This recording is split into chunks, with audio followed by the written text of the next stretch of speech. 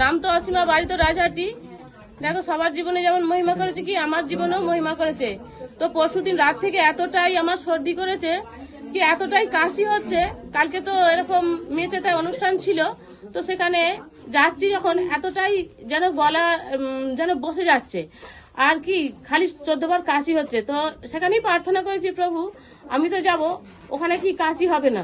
তো আরো কি আমি এরকম প্রার্থনা করেই গিয়েছিলাম যে ওখান থেকে আশীর্বাদ আমি নিয়েই বাড়ি আসবো। তো ঈশ্বরের ধন্যবাদ হোক। তো ওখানে যখন পাস্টারের দ্বারা যে ওয়ার্ড বলতে কি এরকম নাম ধরে ডাকছে, যে অনেকজনেরই 4-5 জনেরই নাম ধরে ডেকেছে, যখন বলেছে অসীমা বলে কেউ যদি থাকে সেও আসতে পারে। আমি এখানে কিছু নাম বলছি, এই নামের দিদি ভাইদের কিছু প্রবলেম রয়েছে, তারা চলে আসবে। অসীমা বলে কেউ রয়েছে?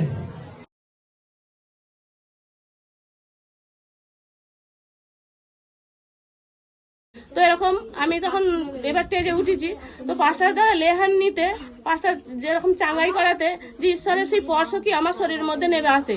তো তখন কি সেই আমার তখন কি গলাটা থেকে সেই এতটাই গলাটা যেন বুঝে যাচ্ছিল, সেই তখন থেকে কি আমি খুব সুন্দর, আমার গলা কি পরিষ্কার হয়ে গেছে। তো সকলকে জয় যিশু, হালেলুয়া।